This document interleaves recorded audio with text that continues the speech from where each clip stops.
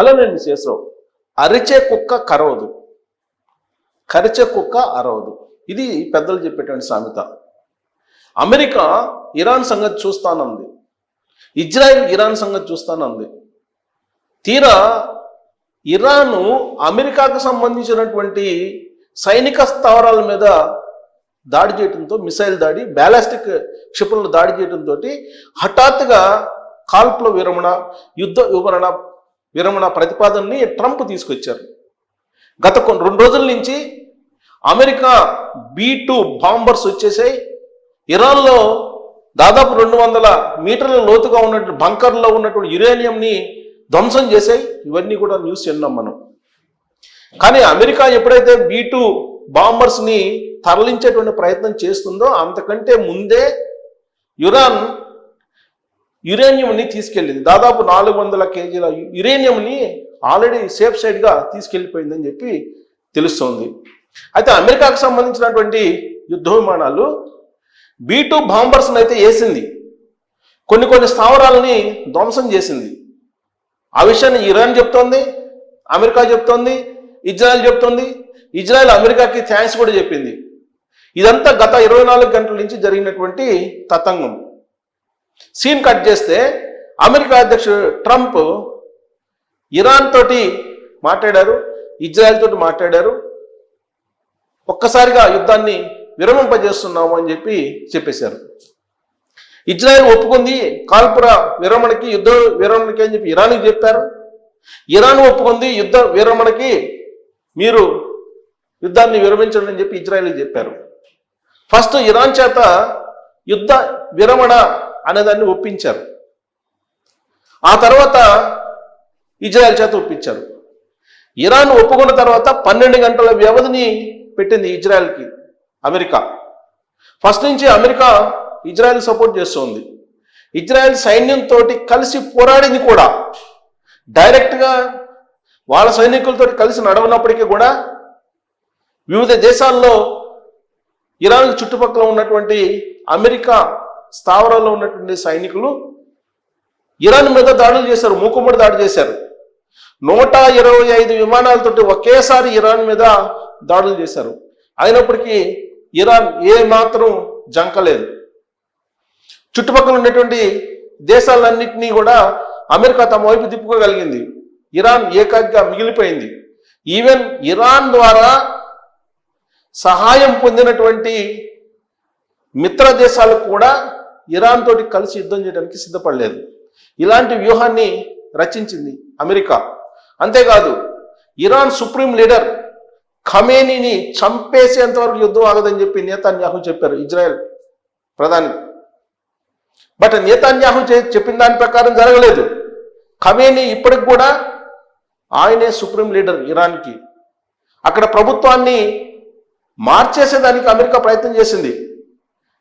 అక్కడ ఉన్నటువంటి liberation guards తోటి అక్కడ ఉన్నటువంటి ప్రభుత్వం మీద వ్యతిరేకమైనటువంటి ఉద్యమాన్ని తీసుకొచ్చే ప్రయత్నం కూడా చేసింది. అంటే యుద్ధ నీతికి భిన్నంగా వెన్నుపోటు రాజకీయాల్ని అమెరికా నడిపింది ఇరాన్ మీద. అయినప్పటికీ ఇరాన్ ఏమాత్రం తగ్గలేదు. అమెరికా స్థావరాలు 3 కీలకమైనటువంటి స్థావరాలని ధ్వంసం చేసింది. ఇరాక్లో ఉండేటువంటి స్థావరాలని, జోర్డాన్లో ఉండేటువంటి స్థావరాలని, చుట్టుపక్కల ఇరాన్ మిత్ర దేశాలలో ఉండేటువంటి అమెరికా స్థావరాలని ధ్వంసం చేసింది ఇరాన్. ఒక రకంగా చెప్పాలంటే ఇరాన్ మీద అమెరికా కూడా యుద్ధం చేసింది.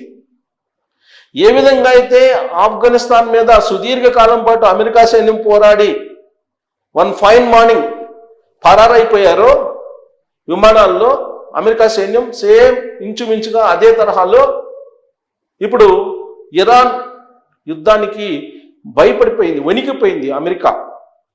3వ ప్రపంచ యుద్ధం దిశగా ఇరాన్ అడుగులు వేస్తుంది, వెయ్యబోతుంది అనేటువంటి సంకేతాలని అందుకుంది అమెరికా నిఘా సంస్థలు అందుకున్నాయి.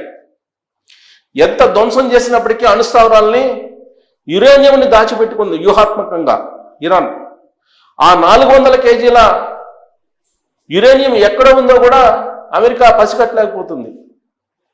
అమెరికా నిఘా సంస్థలకు అందుబాటులో లేదు. దాంతో అమెరికా భయపడిపోయింది. ఒకవేళ 3వ ప్రపంచ యుద్ధం వస్తే తమ పరిస్థితి ఏంటి, తాము మద్దతు ఇస్తున్నటువంటి ఇజ్రాయెల్ పరిస్థితి ఏంటి, ఇలా ఆలోచించింది అమెరికా. అందుకే ఇప్పుడు ట్రంప్ యుద్ధ విరమణ ప్రయత్నాలు చేసి యుద్ధాన్ని విరమింపజేశారు. ఆయన చేశారా అనంటే ఇరాన్ తోటి ఒక వ్యూహాత్మక గేమ్ ఆడింది అమెరికా. అలాగే ఇజ్రాయెల్ తోటి కూడా ఒక వ్యూహాత్మక గేమ్ ఆడింది. ఇజ్రాయెల్ ఏం చెప్పింది, ఖమేనీ మర్డర్ చేసేంత వరకు, ఖమేనీని చంపేంత వరకు కూడా యుద్ధం ఆగదని చెప్పారు. అప్పుడే యుద్ధం ఆగుతుంది, అప్పటి వరకు యుద్ధం ఆగదని చెప్పింది ఇజ్రాయెల్. ఇజ్రాయెల్లో ఉండేటువంటి ప్రధాన నగరాలని ధ్వంసం చేసింది ఇరాన్.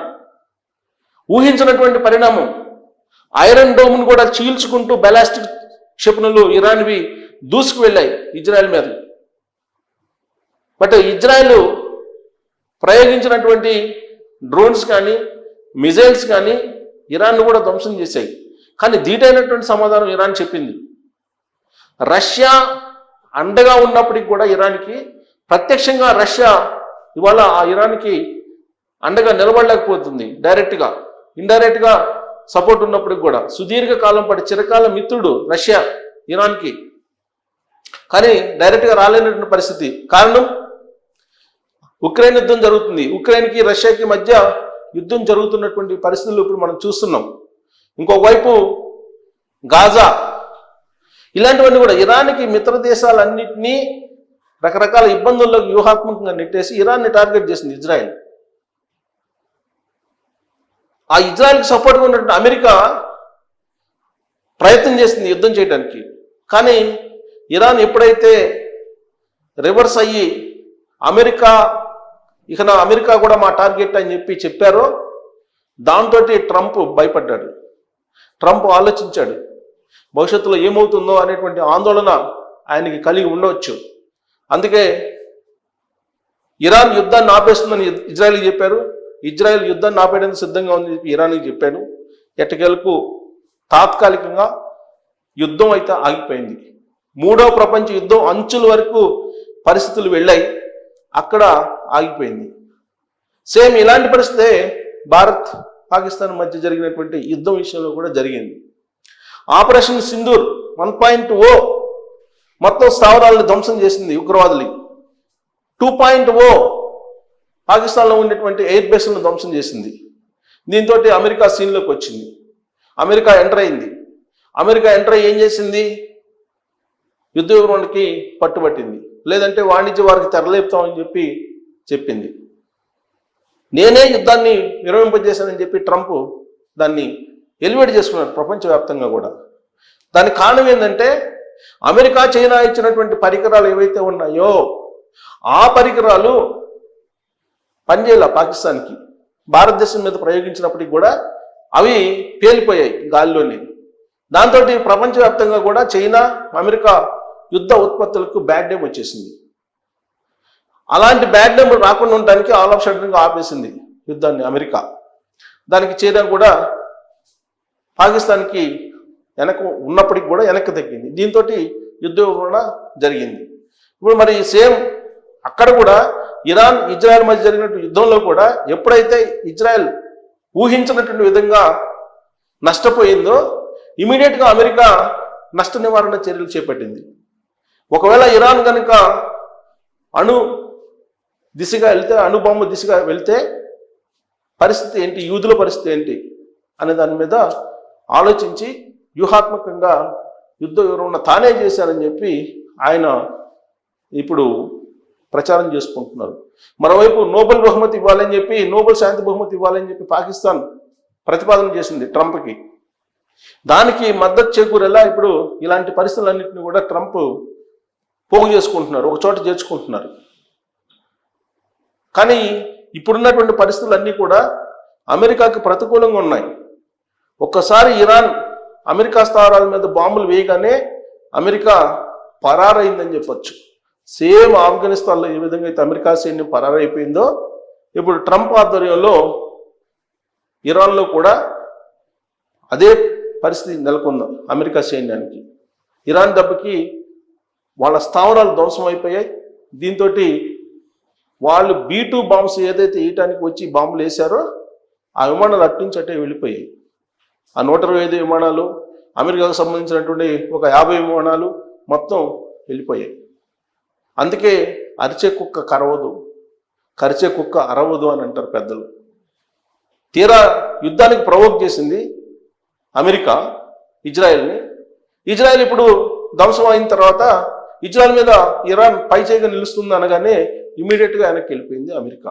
మరి ఈ పరిణామాన్ని మనం ఎలా తీసుకోవాలి, అమెరికా మీద ఎలాంటి అభిప్రాయానికి రావాలి అనేది మీరు కామెంట్ చేయొచ్చు. Thank you.